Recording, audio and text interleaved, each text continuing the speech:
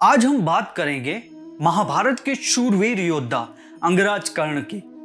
अंगराज कर्ण का जब भी नाम आता है तब मेरे सामने एक महान योद्धा की छवि आती है, एक सच्चे मित्र की छवि आती है, एक सर्वश्रेष्ठ दानवीर की छवि आती है और भगवान परशुराम के चहीते शिष्य की छवि आती है।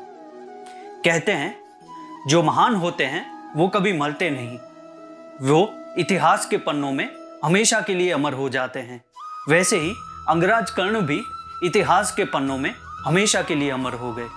तो आइए शुरू से जानने की कोशिश करते हैं अंगराज कर्ण की महागाथा। तो दोस्तों, माता कुंती ने सूर्य नारायण से एक आशीर्वाद के रूप में पुत्र मांगा। सूर्य नारायण प्रसन्न भी हुए और उन्होंने आशीर्वाद के रूप में मां कुंती को एक पुत्र प्रदान किया, वो भी कवच और कुंडल के साथ, ताकि वो पुत्र सुरक्षित रहे। माता कुंती अविवाहित थी, समाज की भली बुरी ना सुननी पड़े, इसीलिए उन्होंने इस नवजात शिशु को गंगा में छोड़ दिया। कई समय तक ये नवजात शिशु गंगा में यूं ही तैरता रहा। तभी वो एक अधिरथ के हाथ में जा लगा, तो अधिरथ उसे तुरंत ही घर ले गया। अधिरथ और उसकी पत्नी राधा ने कर्ण को पाल पोस कर बड़ा किया और उसे अपने पुत्र से भी ज्यादा प्रेम से बड़ा किया। इसके बाद धीरे धीरे कर्ण को धनुर्विद्या में रुचि आने लगी, पर सूत पुत्र होने के कारण कोई उसे धनुर्विद्या देने के लिए तैयार नहीं था।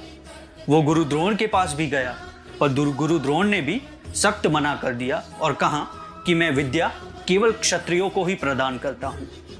पर उसने तब भी हिम्मत नहीं हारी।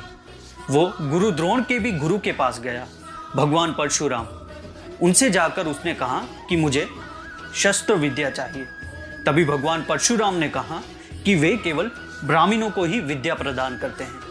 तभी कर्ण समझ गया, अगर मैं कहूँगा कि मैं सूत पुत्र हूँ तो भगवान परशुराम भी सख्त मना कर देंगे। तो उसने भगवान परशुराम से झूठ कहा कि वो एक ब्राह्मण है। इस तरह उसने भगवान परशुराम से शास्त्र विद्या प्राप्त की। जैसे ही भगवान परशुराम को यह बात पता चली कि वो एक सूत पुत्र है और उसने झूठ बोलकर विद्या प्राप्त की है, तभी भगवान ने क्रोधित होकर उसे श्राप दिया कि उसे जब विद्या की सर्वाधिक जरूरत होगी तभी वो अपनी सारी विद्या भूल जाएगा। उसके बाद उसकी मित्रता दुर्योधन से हुई।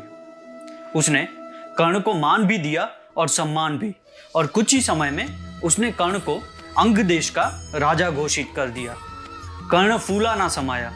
उसने दुर्योधन को वचन दिया कि जैसे तुमने मेरे मुश्किल समय में मेरा साथ दिया, वैसे मैं भी तुम्हारे मुश्किल समय में हमेशा तुम्हारी ढाल बनकर रहूंगा और तुम्हारा साथ कभी नहीं छोड़ूंगा।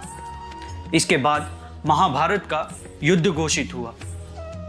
युद्ध घोषित होने के बाद ही भगवान श्री कृष्ण भी कर्ण को समझाने आए कि वो दुर्योधन का साथ छोड़ दे, पर कर्ण ने सख्त मना करते हुए भगवान श्री कृष्ण से कहा कि वो दुर्योधन जिसने मुझे मान और सम्मान दिया, जिसने मुझे इज्जत दी, जिसने मुझे अंग देश का राजा बनाया, आज मैं उसका साथ कैसे छोड़ सकता हूँ।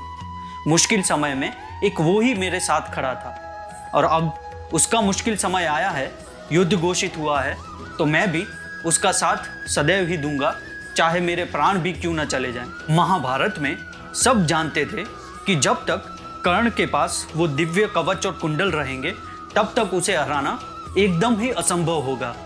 इसी के चलते भगवान इंद्र आए और एक भिक्षुक के रूप में कर्ण का कवच और कुंडल ले गए, और कर्ण ने भी बिना संकोच किए उसके कवच और कुंडल भगवान इंद्र को दे दिए। उसके बाद जब महामहिम पितामह भीष्म मरण शैया पे थे, तब रणभूमि में कर्ण का आगमन होता है। कर्ण और अर्जुन सामने सामने होते हैं। तब अर्जुन ने तीव्रता से कर्ण के रथ पे बाण चलाया।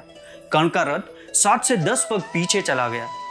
कर्ण ने भी गुस्से में अर्जुन के रथ पे बाण चलाया, तो अर्जुन का रथ तो केवल 2 से 3 पग ही पीछे गया।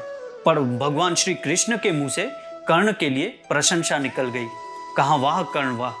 तो पार्थ दुविधा में आ गया, कहा कि हे माधव, मैंने जब बाण चलाया तब कर्ण का रथ तो 7 से 10 पग पीछे गया, और उसने बाण चलाया तो हमारा रथ तो केवल 2 से 3 पग पीछे गया, तो आप उसकी प्रशंसा क्यों कर रहे हैं?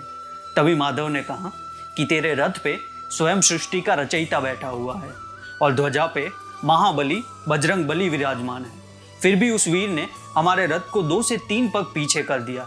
ऐसे वीर के लिए प्रशंसा ना निकले तो क्या निकले? और जैसे ही युद्ध आगे बढ़ा तो भगवान श्री कृष्ण जानते थे कि जब तक भगवान परशुराम के द्वारा दिया गया विजय धनुष कर्ण के हाथ में है तब तक उसे हराना असंभव है। तो उन्होंने एक लीला की, वे रथ को रणभूमि से बाहर ले गए। कर्ण भी भगवान श्री कृष्ण और पार्थ के पीछे पीछे गया। तभी उसका रथ एक माटी में फंस गया। उसने शैल्य से, जो उसका अधिरथ था, उससे कहा कि ये पहिया निकाल दो, लेकिन शैल्य ने सख्त मना कर दिया क्योंकि वो नकुल और सहदेव का मामा था। और इसी दौरान कर्ण ने अपना विजय धनुष उस रथ पे रखा और खुद निशस्त्र नीचे उतरा और पहिया निकालने लगा। तभी श्री कृष्ण ने पार्थ से कहा कि पार्थ, यही मौका है, अपना बाण संधान करो और कर्ण को मुक्त करो। पार्थ ने कहा, हे माधव, ये तो अनीति है, किसी निशस्त्र पे हम कैसे वार कर सकते हैं? तभी भगवान श्री कृष्ण ने कहा कि अगर तूने अभी कर्ण को नहीं मारा तो उसे मारना असंभव हो जाएगा। तभी पार्थ ने बाण संधान किया और कर्ण को मुक्त किया। तो दोस्तों, वीडियो अच्छा लगा हो तो लाइक और शेयर ज़रूर कीजिएगा और चैनल को सब्सक्राइब करना मत भूलिएगा। राधे राधे।